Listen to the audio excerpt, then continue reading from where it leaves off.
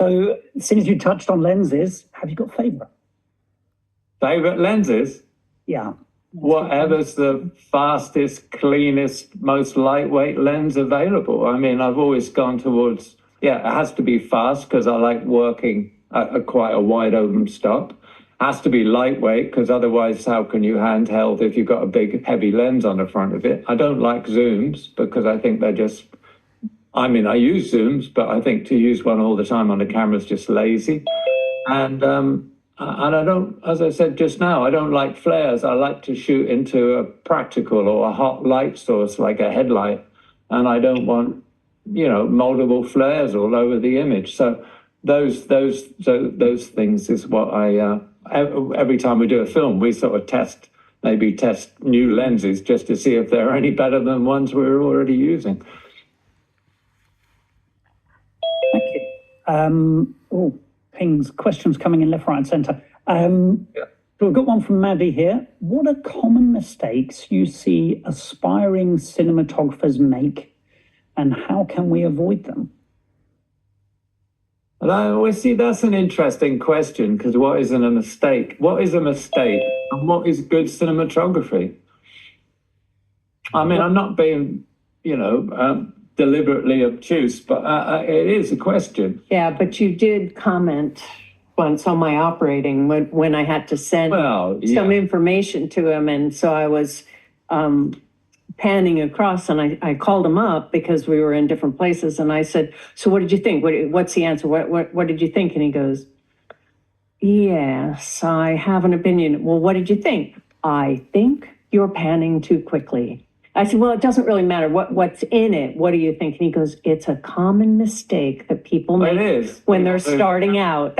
Well, I think it is a common mistake. I mean, people can do whatever they want. I mean, I don't like watching something where the camera's moving all over the place all the time. When it's like, you know, I used to shoot a lot of pop promos when they were called pop promos, and like, you know, shooting Muddy Waters or BB King, you don't need to move the camera. You just want to sit on the face and the guitar and just see their artistry, you know. But a lot of people would be wandering around with a Steadicam or handheld or something and just trying to make it more interesting. But what's inherently interesting is, you know, the guy there sitting, playing and singing like BB King. Why move? But there's also some other mistakes, like you have to realize you're working within a schedule. So there are some scenes that you need to choose, the ones that you need to spend more time on, and the ones that you have to spend less time on. It's always a compromise. So going into it, knowing that you've got to know what the balance of the scenes are and which ones you need to spend more time on, I think that's important. Yeah. I think a common mistake is being attracted by something that seems cool. Well, as I said before, whether it's the way you move the camera or a bit of lighting or color or something, that's cool. Or a sunset. But you've got to stop and think, well, yeah, but does it work for the story? Because it's all about the story. It's not about a cool shot or a wonderful, lovely color or beautiful sunset. I mean, I come out of a film and somebody said, "Oh, that was a lovely sunset." It means they didn't actually watch the movie, right? You know, weren't in the story. They were thinking about the damn sunset. So, you know, I think that's a mistake. But maybe, you know, people like watching, you know, colorful, you know, films that throw the camera around, and I don't know.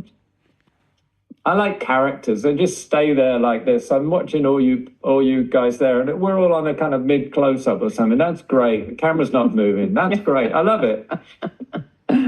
So as you're there watching, maybe actually this question, are you watching through the camera much, or are you miles away in the video? If I am, then, I mean... You're watching through the camera, you're not on video. Oh, if I'm on set. Sorry, I thought if I'm watching a movie myself. No. No, if I'm on set, I like to look through the camera. But I mean, obviously... You operate too, yeah. Yeah, I mean, I always operate. But I mean, obviously, latter years, it's much more I'm operating off a monitor and I'm using a remote a camera on a remote head like on 1917. I never looked through the camera when I was operating, but because I couldn't, you know. When you were setting it up, you would go. I would look through the lens, set it yeah. up. Yeah, always. I still take light readings, but when actually the shot's happening, I'm working on wheels on a monitor, you know. Great to hear. Wheels. We must talk Yeah, about the old wheels. It's funny how they came back, because when I was at film school, I learned to operate the wheels, right? I don't know why, I just fancied it. And then it sort of died away with fluid heads and stuff. But when remotely operated heads came in, they're being operated by wheels. So it was only the people that had experience of working with a geared head knew how to operate the wheels. It's quite a technique, really. Yeah, it's great that. I think that's Yeah. a lovely thing. Bit expensive piece of gear to bring to the. Yeah, but there's a precision to them that you don't get with any other system, I think, you know.